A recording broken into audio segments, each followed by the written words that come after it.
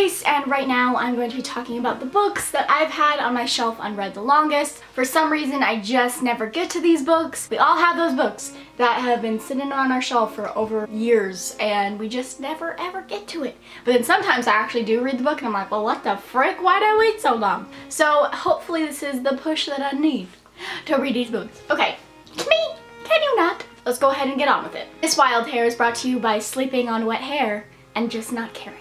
So it's just come to my attention that there's a lot of these books that I've had on my shelf for years and I haven't gotten to them. I just thought there was a couple, but I probably won't even be able to talk about all of them. The first book that I will talk about is Winter Spell by Claire Legrand. I got this, I think, over 2 years ago. All I know is it is a retelling of the Nutcracker, which I think sounds still really intriguing. I always see this and I want to read it during the winter time because winter is in the title. It just looks snowy. It just looks like a good time. Hopefully, I will get to this in the winter.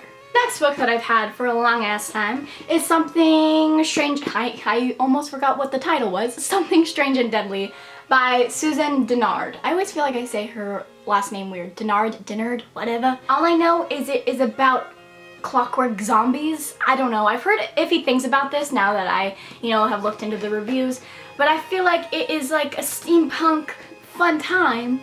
And hopefully, I don't know, every time I look at this book, I'm like, I want to read it. Have I done it? No, but I want to. Here's to hoping that I will eventually get to this one. The next book that I have here is Finnegan of the Rock by Melina Marchetta.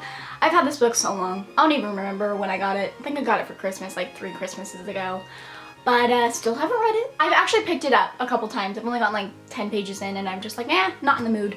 But I've heard amazing things about this. I know that the following books follow different protagonists, which I always think is a lot more interesting than following the same protagonist. I don't know, I really like different POVs. So yeah, hopefully whenever I feel like it, I will read it. The next book that I have here is Jacoby by William Ritter.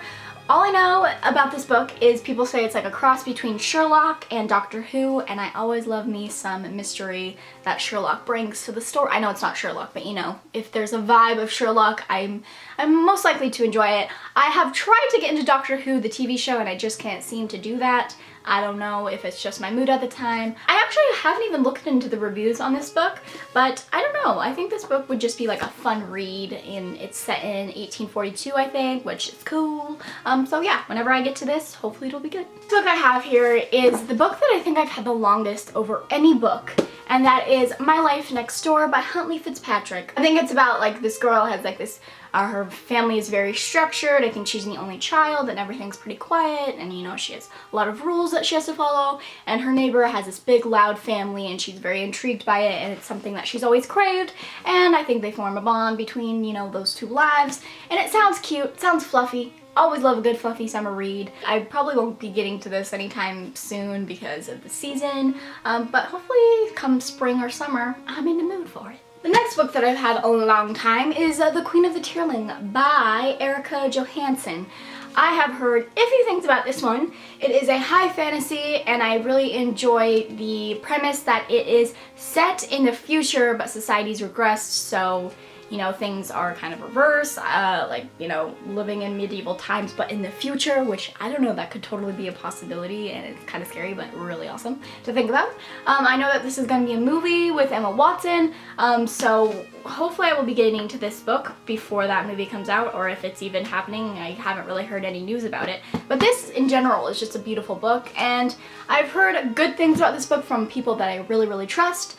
So yeah, maybe this is the book that I've had on my shelf the longest, and that is The Darkest Minds by Alexandra Bracken. I've had this book for so long, and I have acquired the whole trilogy, and I've not read it. I've not even read a page of this book, and that is kind of crazy because it sounds good, but I just never, ever, ever am in the mood for it. So I know that this is a lot of people's favorite trilogy. There's a lot of great characters in here, so push me to read this if you love it, guys. The next book that I've had on here for a long time is The Iron Child by Holly Black and Cassandra Clare. This is a middle grade, and it's by one of my favorite authors, Cassandra Clare, so, what the heck, brain, why haven't you read it? I know that this is about a school, a magic school, I think, and, there's these 3 kids, and they're placed in different places. I really don't know. I don't know. But hopefully I'll read it whenever that time comes. The next book that I have here is Splintered by A.G. Howard. And wow, I'm trying to think what this book is about, or what I think it's about. I know that it's inspired by Alice in Wonderland, or the main character's mom, or maybe her grandma was Alice. I'm not sure, but our main character, her name is Alyssa, and she is having delusions, and something happens. I really don't know, but I think that it's gonna be very whimsical and fun.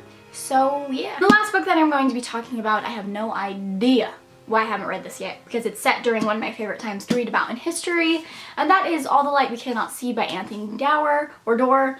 This, I kind of fuzzy because I haven't really thought about this book or what it's about, but I believe it follows a blind girl, and her father are on, I think they flee Paris because the Nazis had occupied Paris. You also follow a boy who's in the Hitler Youth, and I think he lives with his sister, and I believe that their paths intertwine, and it just sounds good. It just sounds like it's gonna break my heart in the best ways possible, and I need to read it, and I'll most likely read it in December because I believe that I will, okay?